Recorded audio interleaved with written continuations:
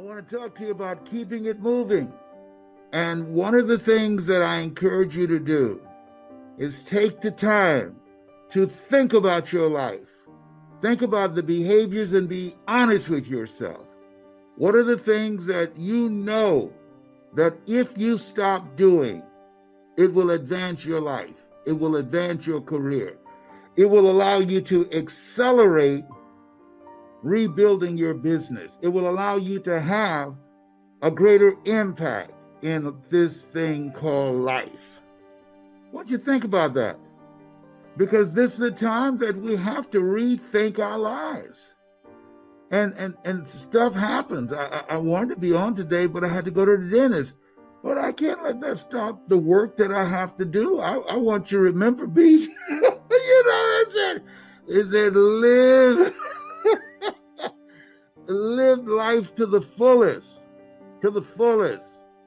And so when you think about your life, think about the things that you want to get done now. Get it done in 21. There are things that I want to do for my children and with my children, for my grandchildren and with my grandchildren.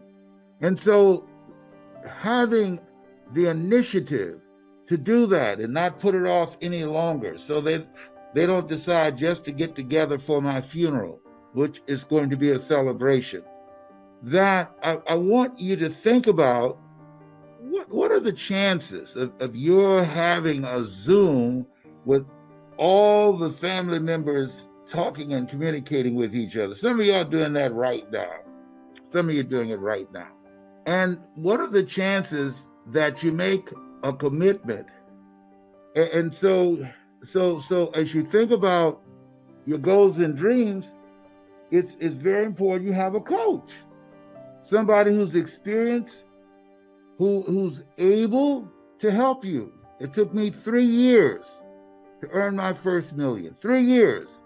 Easiest thing I've ever done was to earn $1 million. The most difficult thing I've ever done was to believe that I can do it.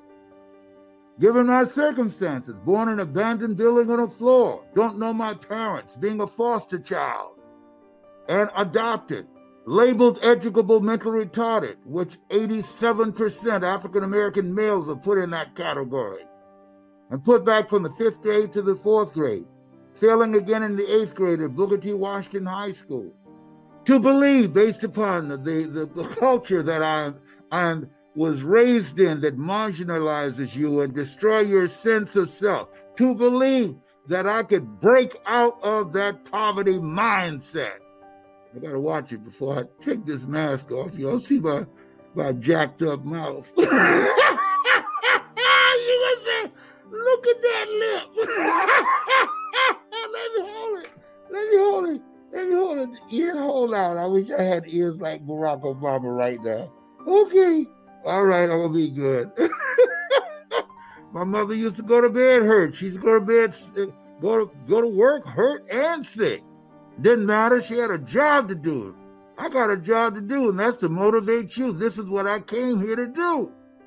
So as you look at yourself, look at your goals and dreams, keep it moving. Keep it moving. Think about who you want to be, what you want to do. Get a clear vision of what a new year looks like for you. And then do some self-explanatory thinking. Talk to yourself. And then ask yourself the question and be brutally honest. Who is it I've got to be to accomplish that? What is it I've got to do? How is it that I must die daily to who I've been and so that I can get it done in 21? What does that look like? For the reason Paul said I must die daily, because he knew he had some behaviors and choices and habits that didn't fit him and didn't fit in the purpose-driven life that he had embraced. This is about dying to who you've been and embracing to who you are to become. And so as you think about yourself, think about your goals and dreams. You can't do it by yourself. So I'm looking for some people that would like to be a part of my community. A lot of people going through some stuff right now. the major stuff. My goal is to help. My goal is not to be an onlooker. Just stand around and look and say. I was 20 years old. I was at my lowest point. And then one day, and I remember the exact day, March 27th, 1975, I was helping my mother in her beauty shop. My mother owned a beauty shop up in Mount Vernon. And there was this older woman who was considered one of the elders in the town. And I didn't know her personally, but I was looking in the mirror, and every time I looked at the mirror, I could see her behind me, and she was staring at me. She just kept looking at me. Every time I looked at her, she kept giving me these strange looks. So she finally took the dryer off her head and she said something I'll never forget. First of all, she said, "Somebody give me a piece of paper. Give me a piece of paper." She said, "Young boy, I have a prophecy, a spiritual prophecy."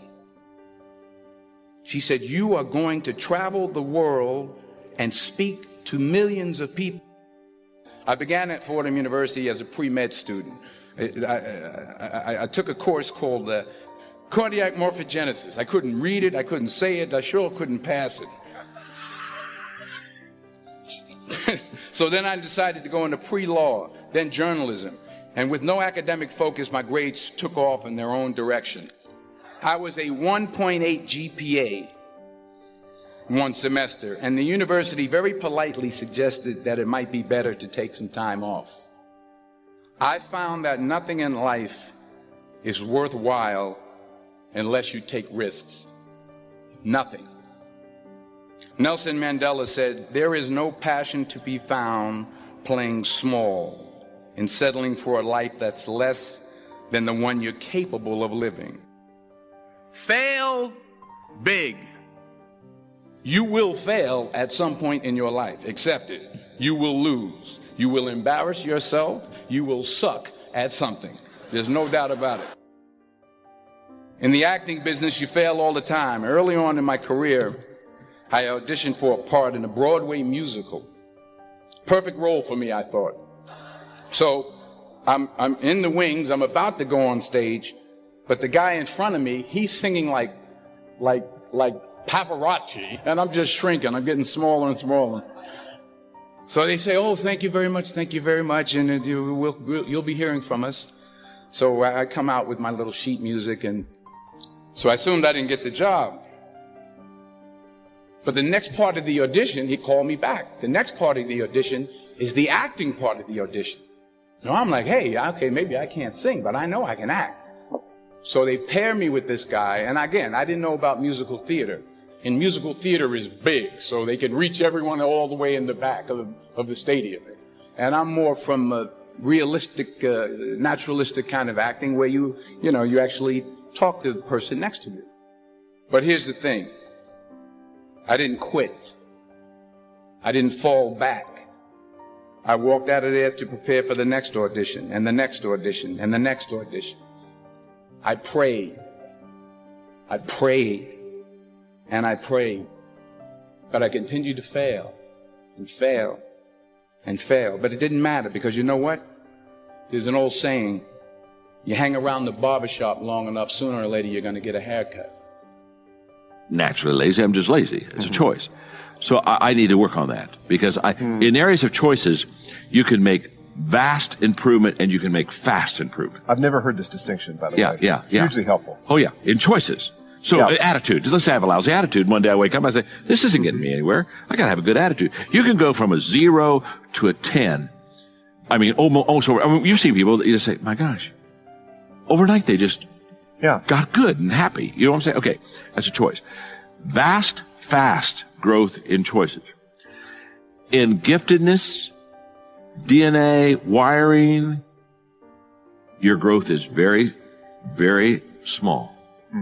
And it's very slow.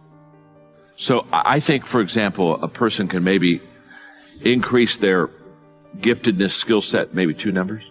Wow.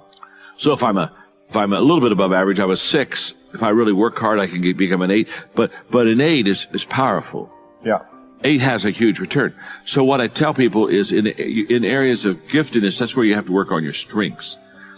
If I'm a 2 in something, I'm very weak in a skill, if I worked hard, I could only become a 4. I'd still be below average. So what I tell people is, you got to ask yourself, is it going to give you the return? So in the area of strengths, you got to pour yourself into the things that you're already good at, because that'll really set you apart from average. Yeah.